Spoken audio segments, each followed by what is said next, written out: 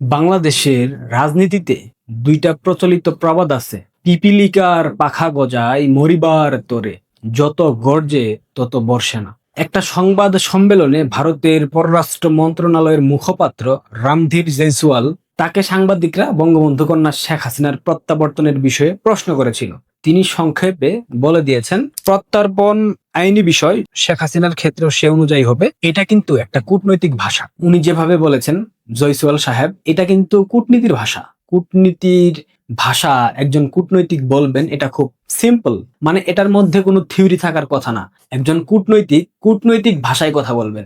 তিনি তো স্বাভাবিক রাজনৈতিক নেতাদের মতো কথা বলতে পারেন না। এটা তো বাংলাদেশের কোনো কূটনৈতিক না যে পলিটিক্যাল পার্সনের মতো বক্তব্য দেবেন, তাই না? এই বক্তব্য দেওয়ার কয়েক ঘন্টা পর থেকে বাংলাদেশের জাতীয় সংসদ ভবনের অধিবেশনে স্বরাষ্ট্রমন্ত্রী বলতেছে, শেখ হাসিনা আসলেই তাকে গ্রেফতার করা হবে এবং রায় বাস্তবায়ন করা হবে। শিলং সালাউদ্দিন সাহেব, এটা কথা আছে না, যত গর্জে তত বর্ষে না। বঙ্গবন্ধুর কন্যা রে, বঙ্গবন্ধুর জন্ম দেওয়া দেশে ফাঁসি দেবেন, আর বাংলাদেশের মানুষ, আওয়ামী লীগের কর্মী সমর্থক এবং বঙ্গবন্ধু প্রেমিক যারা আছেন তারা চুপচাপ চেয়ে দেখবে, মানে হাতে চুরি পরে বসে থাকবে? এত সহজ, এত সহজ। বঙ্গবন্ধু কন্যা বাংলাদেশে ফিরলে পরিস্থিতি সামাল দিতে পারবেন কিনা সেটা চিন্তা করেন। অলরেডি মার্কিন ডিপ স্টেট আপনাদের ছুঁড়ে ফেলে দিয়েছে, কারণ আপনারা অকর্মা। আপনাদেরকে দিয়ে তাদের স্বার্থ উদ্ধার হয়নি, তাদের স্বার্থ বাস্তবায়ন হয়নি। চীন থেকে 20টা যুদ্ধ বিমান কেনার যে প্রতিশ্রুতি জনাব তারেক রহমান দিয়ে আসছে বিনিময়ে তিস্তা চুক্তি, এটা মার্কিন ডিপ স্টেট, মার্কিন যুক্তরাষ্ট্র তারা চেয়ে চেয়ে দেখবে, মানে মেনে নেবে? এটা মনে হয়? নিজের পায়ের তলায় মাটি নাই, মাথার উপর আকাশ সরে যাচ্ছে, মেঘ জমাচ্ছে, এইটা চিন্তা করেন না।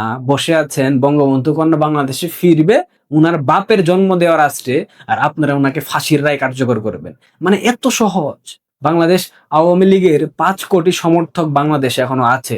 তারা কি বসে বসে আঙুল চুষবে, নাকি বাংলাদেশে গৃহযুদ্ধ লাগানোর একটা পরিকল্পনা করছেন? বঙ্গবন্ধু কন্যা দেশে ফেরার পর যদি তার উপর কোনো আক্রমণ হয়, তাকে হত্যার উদ্দেশ্যে যদি কোনো আক্রমণ করা হয়, সেটা জামাত করুক, বিএনপি করুক, কিংবা মৌলবাদী সন্ত্রাসী জঙ্গি গোষ্ঠী করুক, আপনাদের কি মনে হয় বাংলাদেশের মানুষ আপনাদেরকে আস্ত রাখবে? এটাও ভাবেন আপনারা? আরেক দালাল, মার্কিন ঘেটপুত্র, ইউনূসের চামচা, সাবেক অ্যাটর্নি জেনারেল আসাদুজ্জামান নাকি যেন নাম, এই বদমাইশ আইনমন্ত্রী হয়েছে বিএনপির। এ বলতেছে দিল্লিতে বসে হুঙ্কার দিয়ে লাভ নেই, সীমানায় ঢুকলে গ্রেফতার। আরে আসাদ দালাল, সীমানায় ঢুকলে কে গ্রেফতার হবে, কে গ্রেফতার হবে না সেটা তো তোমাকে বলতে বলেনি। বঙ্গবন্ধু কন্যা নিজেই তো ঘোষণা দিয়েছেন, কোন জেলে রাখবা সেটা প্রস্তুত করো, কোথায় রাখবা সেটা প্রস্তুত করো, পাসপোর্ট দাও, ট্রাভেল ডকুমেন্টস দাও। একজন সাবেক প্রধানমন্ত্রীর পাসপোর্ট বাতিল কইরা দিছো, এখন উনি যখন নিজে থেকে আসার জন্য বলতেছেন, এখন তোমরা নানাবিধ নাটক দেখাচ্ছ। তোমরা যে ভয় পাচ্ছ, তোমাদের যে হাঁটু কাঁপাকাঁপি করতেছে, এটা আমরা জানি না? তোমরা কোন কোন দূতাবাসে গিয়ে হাজিরা দিচ্ছ, কিভাবে বঙ্গবন্ধু কন্যা শেখ হাসিনার প্রত্যাবর্তন ঠেকানো যায় আমরা জানি না? সকাল সন্ধ্যা মার্কিন দূতাবাসে গিয়ে হাজিরা দেওয়া, চীনা দূতাবাসে গিয়ে হাজিরা দেওয়া, তুর্কির সাথে ঘন ঘন যোগাযোগ করা, মার্কিন দালালদের সাথে ঘন ঘন যোগাযোগ করা, পাকিস্তানের সাথে ঘন ঘন যোগাযোগ করা, শেখ হাসিনা ফিরলেও আইএসআই কে দিয়ে হত্যার পরিকল্পনা করা, এইসব যে তোমরা আড়ালে আবডালে করো, তোমরা কি জানো না তোমাদের যে দালালদের সাথে এসব কথা বলো, সেই দালালরা অন্য জায়গায় বিক্রি হতে পারে, সেই দালালরা অন্য জায়গায় তথ্য সার্ভ করতে পারে? এটুক সেন্স তোমাদের মধ্যে আছে? নাই তো। বিএনপি একটা মাথা মোটা দল, এটা একটা ক্লাব বলতে পারেন।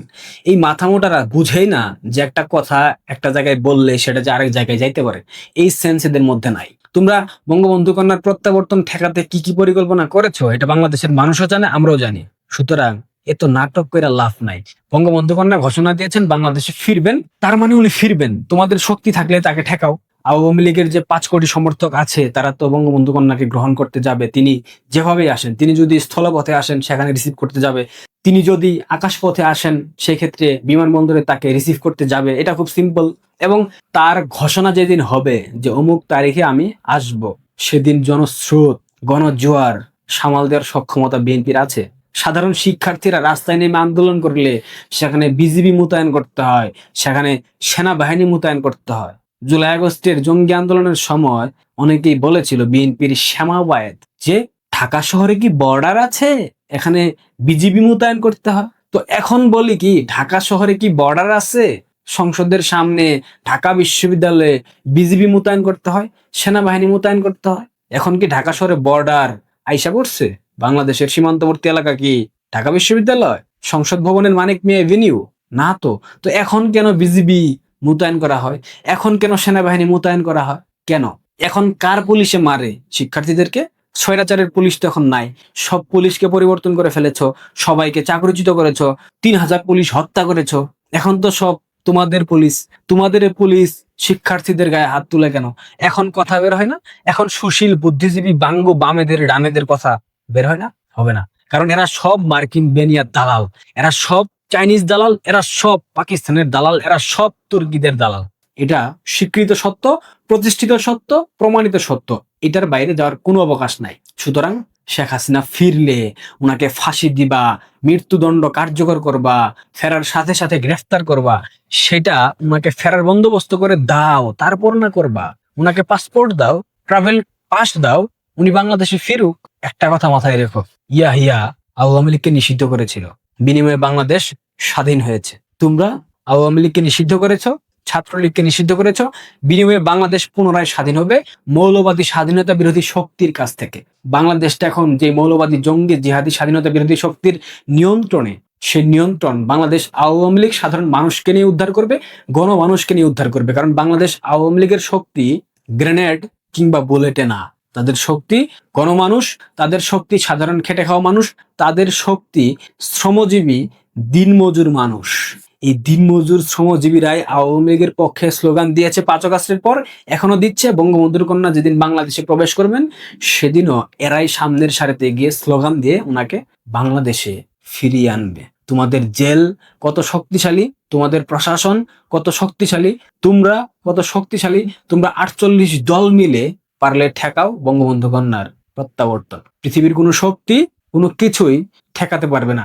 যখন কোনো সাবেক প্রধানমন্ত্রী, যে কিনা বাংলাদেশের জন্মদাতার কন্যা, বলেন, ঘোষণা দেন, আমি মৃত্যুকে ভয় পাই না, আমাকে 21 বার হত্যার চেষ্টা করা হয়েছিল, তখন সেই শক্তিটা তৃণমূলের মাঝে ঠিক কিভাবে জোয়ার জাগায়, এটা বোঝার মতো সক্ষমতা, জ্ঞান, প্রজ্ঞা, মেধা বিএনপি কিংবা জামাতের ওইসব তথাকথিত নেতাদের মাঝে নাই।